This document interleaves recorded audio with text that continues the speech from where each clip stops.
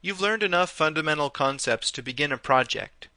Your assignment is to model a chair composed entirely of primitive objects.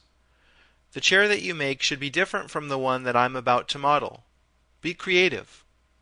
So there's no need to try to copy my every step. Focus instead on my modeling thought process and see how I approach problems. Remember, there's no substitute for practicing on your own. The more problems you solve, the more skilled you'll become. Okay, so let's get started. I'll begin by modeling the seat, and for that I'll use an extended primitive called a chamfer box. And I'm selecting this primitive because it allows me to create curved edges, which is more appropriate for a seat. I'd like to put that at the origin point, and there are a couple of ways of doing that. One is to use snap.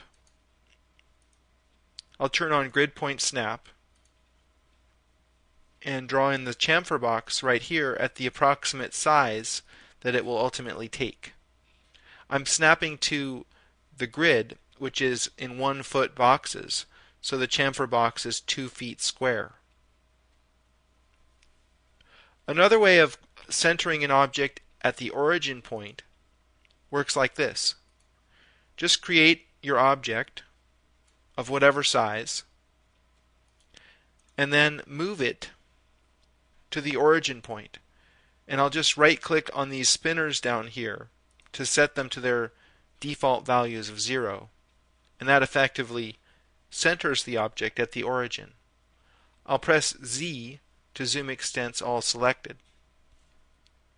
Go to the Modify panel, and now I'll adjust the sizes here.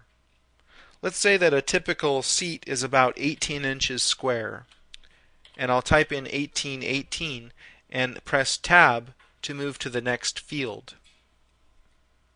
Let's say that the height is 3 inches, and you can adjust the fillet to control the curvature, but it doesn't look very curved. The reason for that is because we don't have enough geometry in the object to support the curve. I need to increase the number of fillet segments to give me that nice smooth curve that I'm looking for. That looks better. The next thing I need to do is move the seat up to seat height.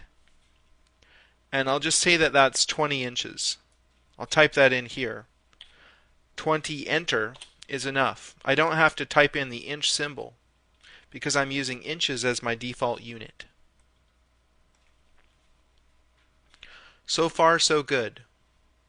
Now, if you're really smart, you'll go over here and name the object something meaningful.